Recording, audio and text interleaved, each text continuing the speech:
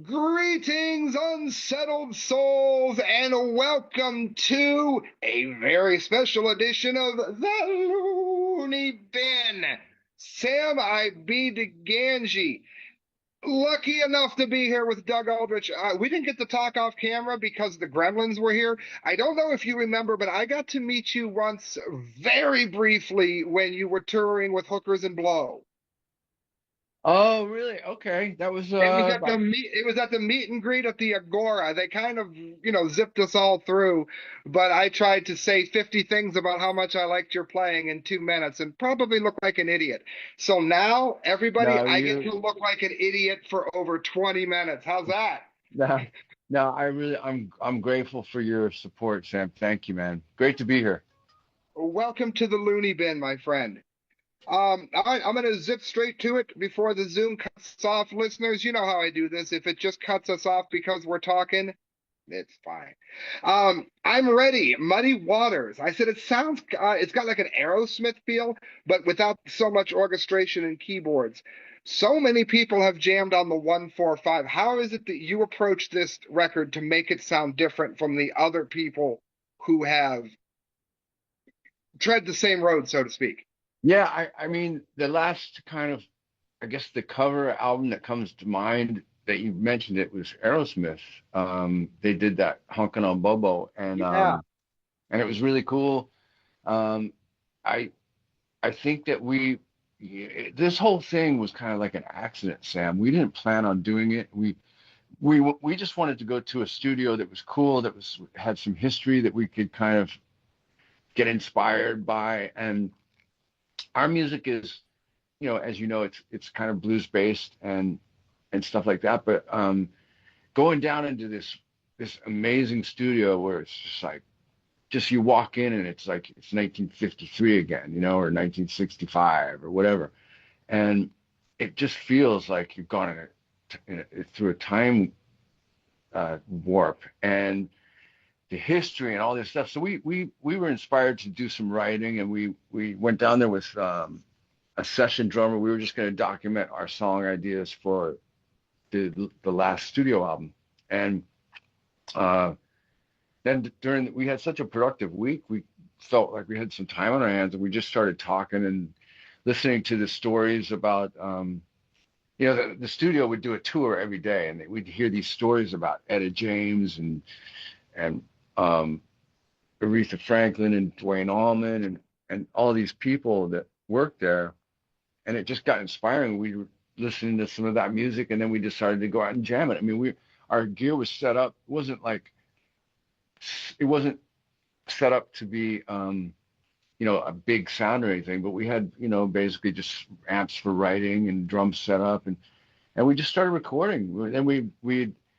Then we'd listen to it and go, wow, that's pretty cool. But what if we like changed it up a little bit, made it our own and did something different? So that's how we approached it. Just for fun, it just kind of came together, and we didn't know if for sure it was going to be a project, but we did it live the old fashioned way. There was no pre-planning.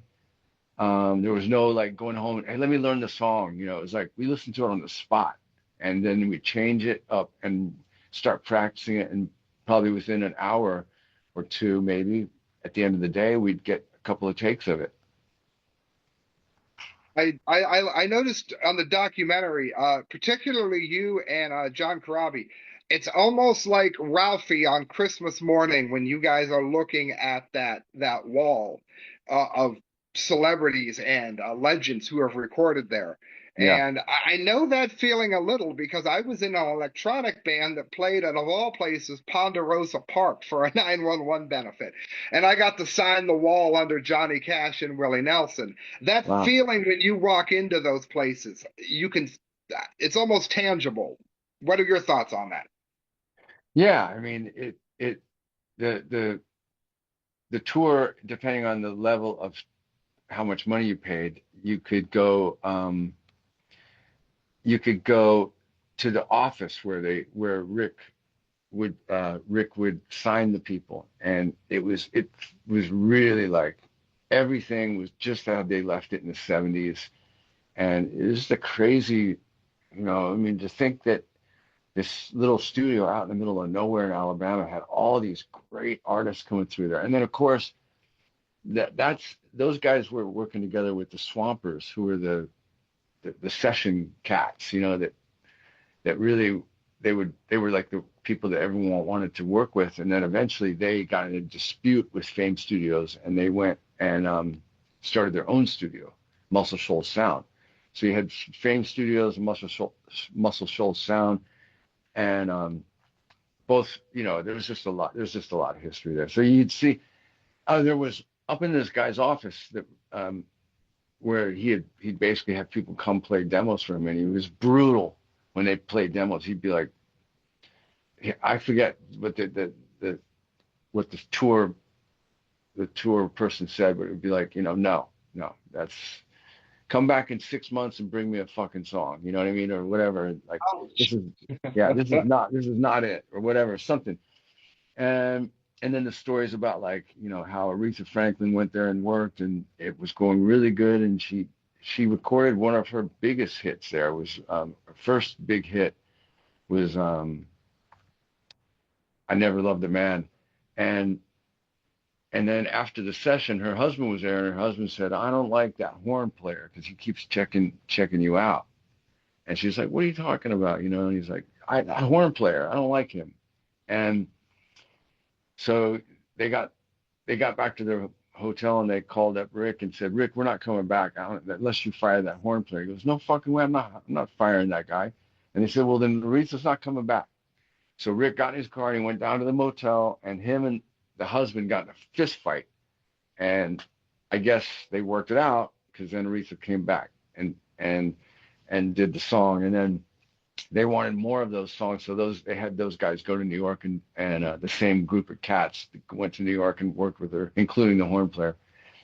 But just all these crazy stories, like you say, the wall is got, and it's a lot of people that, I mean, honestly, Sam, these are the guys that influenced Led Zeppelin and the Rolling Stones and those kinds of bands, Aerosmith, Muddy Waters, the King brother, all the Kings, Howlin' Wolf and John Lee Hooker, and of course Robert Johnson. Those are the guys that they listened to. That's where they got their sound. That's where the Stones got their sound, in the very beginning. And the same with Zeppelin. And so we were kind of bypassing our influences, going to their influences, and just appreciating it. So what you're saying is, if you didn't have the blues when you brought your demo in, by the time they were done chewing it up, you had the blues when you left. Yeah, something like that. I did want to ask, I took questions from listeners, and we have radio stations, the Super Potsy, the legend of our station, the walking encyclopedia. He did ask a couple interesting questions, and you touched on one of them. What was your record collection like growing up? Well, I had the bands that I mentioned. I mean, it was one album at a time. First of all, I didn't have a record player in the beginning. My sisters both had them, and my younger sister had Kiss and Queen and some other stuff, and my older sister had Peter Frampton and Jeff Beck and Stevie Wonder. And eventually, I got a record player, and I bought Led Zeppelin 2 was the first record I bought with my own money. And it was like 99 cents for a used one. And or maybe it was new. I can't even remember now. But then eventually we started finding used albums and buying them for cheap. But it had Zeppelin, it had Hendrix.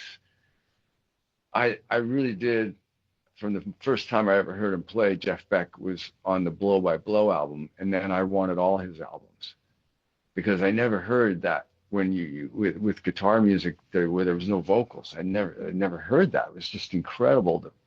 The way it sounded, it was just so, like, it was right there in your face. And I little forgot by to little. mention it. We are live on the air. I don't mind language at all, but we're live on the air. Okay, sorry guys. No, you're fine. You're fine. Oh, You're I'll be absolutely fine. I'll be careful. I'll be careful. So No, you're absolutely fine. so yeah. So eventually I got stuff like I got Sabbath. I got Deep Purple. So it was the typical hard rock, heavy metal stuff that I wouldn't call it the heaviest metal. It wasn't. I hadn't heard of Judas Priest yet or anything like that, but like Sabbath was definitely heavy, and yeah, and I eventually found Rainbow with Dio. That was amazing. Michael Schenker with UFO was amazing.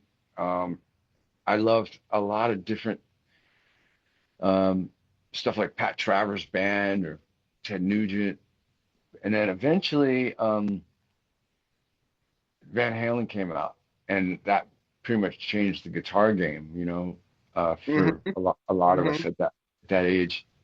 But yeah, it was all that stuff. I had heard about, I might have heard about Howlin' Wolf or Muddy Waters in an interview or something, or reading Guitar Player magazine, I had a couple of books that would cover guitar players at the time and what they were influenced by. And I'd heard of some of those guys, but I never heard their music. And if I did, I wasn't attracted to it the same way as, hearing Led Zeppelin do Since I've Been Loving You. That's the kind of blues I was listening to. Yeah, yeah, yeah. Likewise, yeah. So we found it backwards. I actually one of your songs I mentioned on here, a Little Red Rooster. The first time I ever heard that, it was from the Doors on the cassette where they do it live. Do you think people will find your music like the CD and all that? Oh, the first time I heard, Little Red Rooster, it was Dead Daisies. Maybe. I mean, you never know. I think the kids now are a lot more educated about all that stuff than what I was, Yeah, the link because tells you. Yeah, yeah, yeah. because the internet makes it so easy to like, if you hear any name that you don't know what it is, you can go now and chat GBT and get instant information on who this person is. So if somebody said Howlin' Wolf and you put it would tell you everything about him, and so I think the kids know these people and they've heard their names enough because they've been listening to Keith Richards all these years and Jimmy Page. Jimmy was probably into some, Robert was definitely into the blues guys. Maybe Jimmy was into some different stuff, but he definitely made that sound his own. That he really Oh, heavy yeah. toughened it up and just stuff like the Lemon Song. You listen to the Lemon Song, and it's just like genius blues. Stunning. That and my favorite, How Many More Times. Yeah, I love That's it. got to be like my favorite Zeppelin song. Mine's Um, probably mine's probably Since I've Been Loving You, because the performance on that is just mind blowing, and it's such a beautiful blues. It does do the 145, but it also does it does some other chords as well in there, and so it just makes it really fresh. I So, love when that happens. Yeah, because that's oh one of the things. If you go and see a blues fest, you can really tell the ones that stands out when they start augmenting things or deviating a little bit or playing it backwards. yeah. Also, I want to mention that when I was a kid, that I really loved. There was my older sister got me into Southern rock a lot. She had a boyfriend that loved the Allman Brothers, and so the Allman Brothers was on the radio at the time. I think Dwayne Allman had already passed away, but they were on the radio with Ramblin' Man and stuff like that. And then I went back and discovered it more, and then Leonard Skinner. I was really into Leonard Skinner, and that's all blues-based rock, Southern rock. So and they knew about all those guys. They went through that. They worked in that area and worked with those in those studios, the Fame Studio and Muscle Shoals. I think it's about to cut us off. I have to get to this because I didn't know about it. This is from Super Potsy. He brought it up in conversation. What is All the right. story about you auditioning to replace Ace and Kiss? Is that true? Yeah. You didn't know that? No, I did not. What I hope we have I don't know It's how much time is no. left on this. I just in a nutshell. I came to LA when I was 18, and I immediately formed a band. We started playing, and Eric Carr came and saw me play, and he's like, "We're auditioning guitar players. We want you to come." And I was like, "Okay." And I went down to the studio and met Gene and Paul, and I played through stuff, and I was just a kid, man. I mean, we went and jammed in the rehearsal room. I jammed on the album on the Creatures of the Night, and and in the end, I think, I was just too young. These guys were mega stars, and it was the takeaway of that whole thing was just bizarre because nobody had seen them without their makeup. But I, it's a thing that I get asked about frequently, and it was a cool thing because I was just had my head down, and eventually I realized, you know what, if the guys in Kiss noticed me and liked my playing, I should probably keep working hard and take, even work harder. So it was good for Looking at that. the way Vinny went, they probably regret the decision. Well, I was just a kid. That's the thing is I couldn't hang with those guys. I mean, I was too on a different place. I was like Yeah, a kid struggling, starving, and these guys were dating actresses and they were already established superstars, yeah.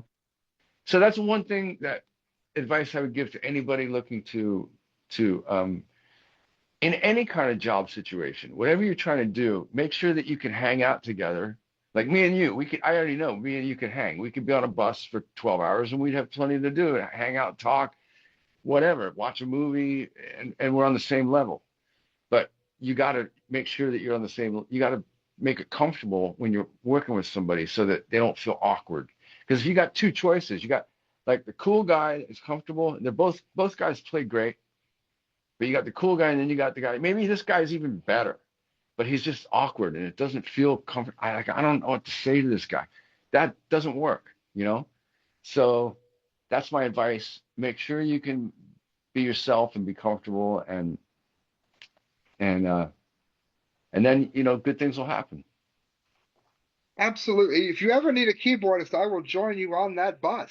I wanted to You never ask, know. is there, this is always my famous last question. I don't know if I'll have time for one after it. I ask everybody this, has there ever been a question that you weren't asked that you thought would be interesting, nobody's ever asked? Microphone to the world, something that's never come up. Um, I guess it's hard to come up with that answer off the top of my head, but I mean, a lot of people maybe there's some deep things that as I get older, I'm older, and I think about the time that's gone past.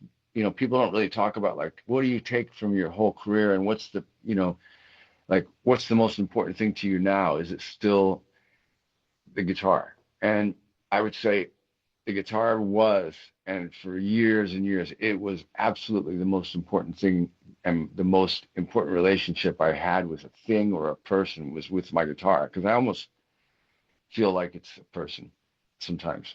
But now that I've worked all these years and been blessed and lucky to be here, now it's really about my kids. Like that's what it's about. Like that's the most important thing is having, if I could be remembered right now for writing a number one hit or a popular song for somebody like the Daisies or Whitesnake or whatever, I don't care about that. What I care about is that my kids remember me and think like, you know what, my dad was pretty cool. That would be the best. Judging by this interview, I don't think you have much to worry about in that regard. I think it's probably going to happen. It's fun. It's fun. I hope so, man. I'm so lucky, but it's funny how when kids get to be a certain age, they know everything, and I won't be around forever. So eventually, hopefully, they'll come back around to going. He was right about a lot of shit. Sorry, I didn't mean to cuss, No, but you're fine. like, You're fine. It's sound advice, kids. It's sound advice. How much time does it say how much time we have until it cuts us off? Because it just it doesn't. stops. It doesn't. For me. It's 11. It's about 10 after 11, and I probably have an Okay, interview. yeah, I think we got Another. like 3 minutes left. Why not do one more questions? What are your thoughts about the infamous crossroads? It might cut you off, which will be even Okay. more conspiratorial. The crossroads was a dangerous place that a lot of people probably went. and they went down there to go to pray to the devil and sell their souls for fame and fortune, and they might have got it, but the problem is then when it comes time to pay the debt, you're left with nothing, so I think that You won't find me there. I'm with you. I ain't going. well, the thing of it is that you could you could do what you can do. You can sell your soul or you can not sell your soul or whatever. But really, what it comes down to, I think, is what you're inside, how you feel, and how your music makes you. Like it's almost like buying your way to fame. And there's many times where you could go like, hey, I'll just give this guitar magazine $10,000 and they'll and buy an ad or two, and they'll stick me on the cover.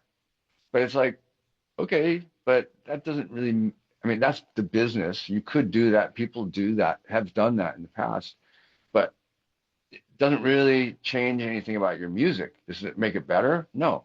Maybe it makes more people get to hear it, but you really just got to, from the inside, you got to be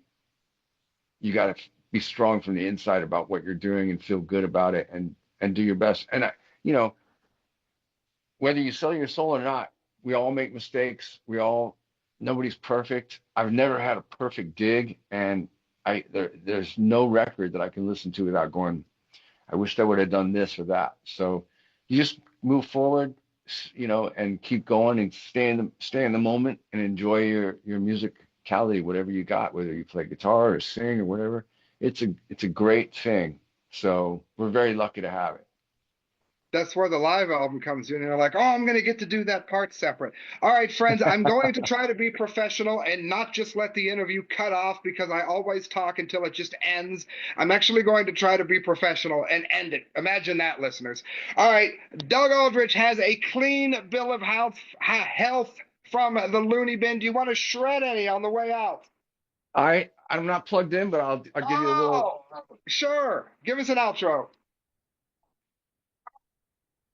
That is so awesome. Thank you. Have a blessed day, Doug. Be safe out there. God Thanks, bless. man. All right, take care, brother.